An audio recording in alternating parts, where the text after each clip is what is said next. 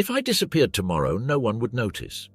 These words, scribbled in Sophia's diary at 15, now rest framed in her Manhattan apartment. Her fingers, once trembling over a high school desk, now effortlessly sign modeling contracts. She traces the ink, faded but never forgotten, a silent conversation with the girl who once believed her body made her unworthy of existence. In an industry where 97% are rejected, the girl once deemed too large to fit into high school's social fabric defied impossible odds to stand among the 3% who endure. But this isn't about fame. It's about how pain, when transformed with resilience, becomes a purpose greater than any magazine cover. How a sunlit apartment can exist worlds away from the shadows where she once hid from mirrors. The worn leather diary lay open on Sophia's desk, its pages stiff with the residue of dried tears. Her fingers hesitated as she flipped to an entry from when she was 15. The handwriting had changed, the rounded letters of childhood giving way to compressed script, as if she were trying to take up less space even on the page. September 15th. I felt their eyes today. Again, like tiny needles in my back as I walked to chemistry. Alexis whispered something to Madison and they both laughed. I pretended not to notice, but my face burned so hot I thought my skin might melt. The hallways of Westlake High School were a battlefield disguised as a school. Navigation required strategy, avoiding certain lockers, choosing the right bathrooms, finding teachers who let students linger in their classrooms during breaks. Survival embedded itself in muscle memory, shoulders hunched, eyes down, books clutched tight like armor. By sophomore year, the third-floor girls' bathroom had become her refuge. In the last stall, the only one whose door actually locked, she sat with her back against the cool ceramic wall, feet braced against the door, counting the minutes until it was safe to leave. October 30th. Brittany passed out invitations to a pool party today. When she got to my desk, she just kept walking. Later, I heard her tell someone there wasn't enough room for everyone. There were 30 invitations, 32 people in our class.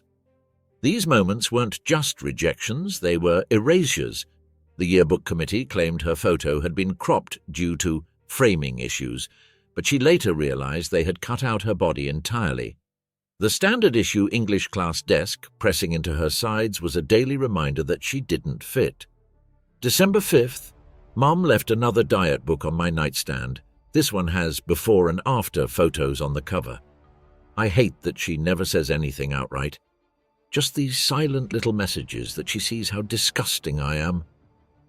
At home, the scrutiny cut deeper than at school. Her father's flickering disapproval when she reached for seconds. The Christmas sweater her mother bought a size too small. Something to work towards. Her brother's loud, unfiltered question at the mall. Why can't you wear cute clothes like the other girls? Sophia learned invisibility. She spoke softly, requiring others to lean in, though they rarely did. She took notes while eating, so no one would watch food enter her mouth. She lingered at the edges of rooms, in the periphery of photographs, in conversations she was never fully part of. February 14th, winter formal tonight. I wasn't going to go, but Mum said it would be good for me to put myself out there. I wish I had never listened. The gymnasium shimmered with twinkling lights and crepe paper hearts. Sophia hovered near the refreshment table, reaching for a cookie when she overheard two boys from math class. $20 says nobody dances with the fat girl all night. Easy money. Who'd want to be seen with her? The words struck like a punch to the gut. In the bathroom mirror, her mascara streaked in the silent confirmation of what she had always feared. That night, she wrote the words that would one day be framed in her home. If I died tomorrow, no one would notice. They'd just have more space to move through the hallways. Those words felt final, but the universe has a strange way of rewriting even our most certain conclusions. Sophia had never considered that someone might see her body differently than she had been taught to see it herself. Chicago in November offered no mercy. Rain turned the city into a blurred watercolor of grey. At 17, she moved through its streets with her body angled inward. a reflex honed through years of trying to disappear. 2 years had passed since winter formal, but the habit of making herself smaller had hardened into instinct. Running late for her psychology class, she turned a corner too quickly.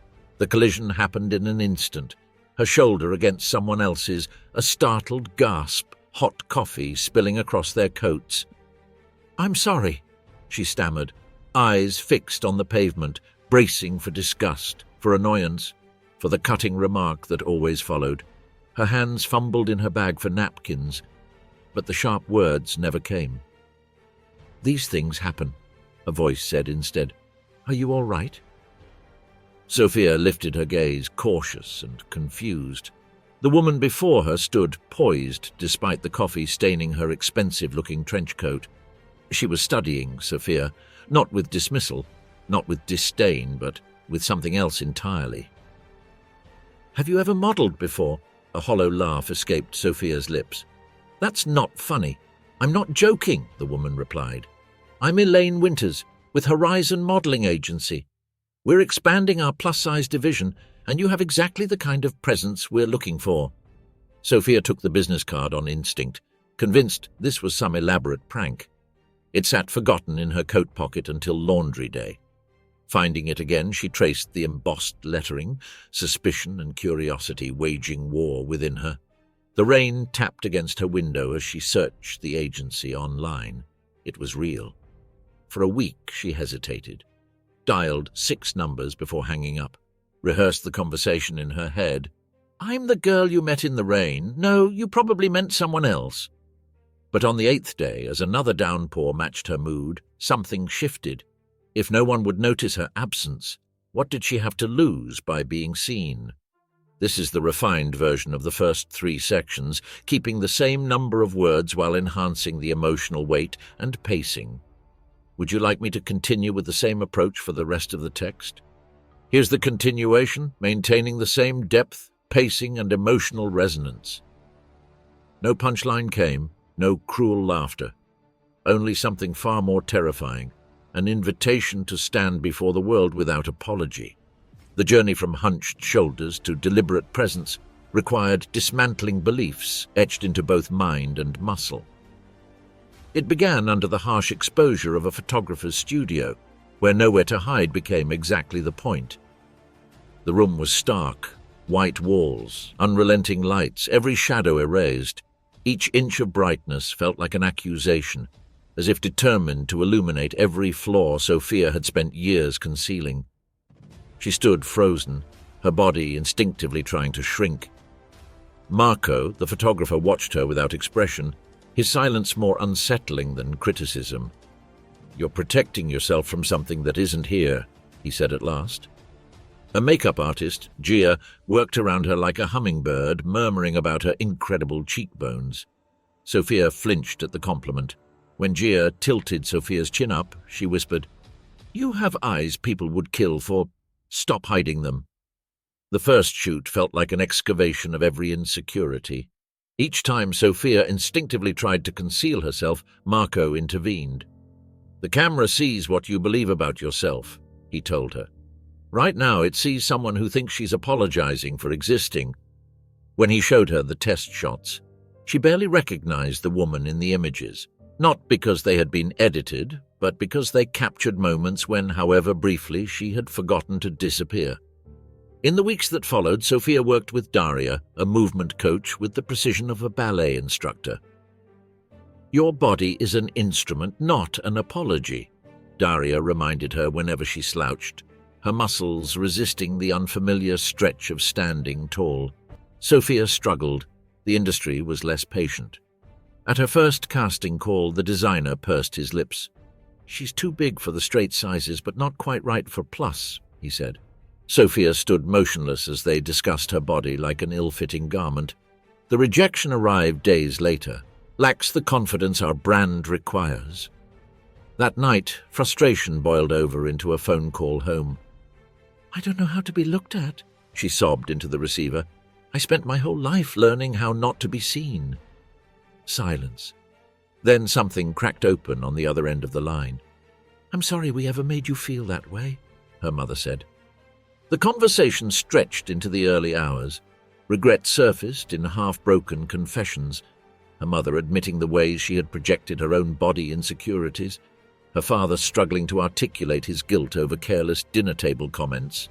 "We didn't know how to protect you from what we hadn't healed in ourselves," her mother murmured, as dawn painted Sophia's apartment gold. Later, Elena, the movement therapist who would become a mentor, taught Sophia a new way of inhabiting herself. "Feel the weight of your body against the floor," Elena instructed. "That pressure isn't a burden. It's proof you belong here." Months passed. The lessons, physical, emotional, began to settle. 6 months later, she stood on set for a major campaign, feet planted, shoulders relaxed but straight, gaze steady. "Perfect!" the photographer called out. "You're a natural." A small smile touched her lips. "No, I'm not," she thought. This was learned. 5 years after she last walked them with hunched shoulders and downcast eyes, the doors of Westlake High School stood before her again. The whispers still followed her. But this time they carried something different, astonishment instead of cruelty, recognition instead of ridicule. Inside Westlake Coffee House, 3 blocks from the school, an issue of Ella lay open on a table. A full-page spread, Sophia, draped in autumn fabrics, gaze unflinching.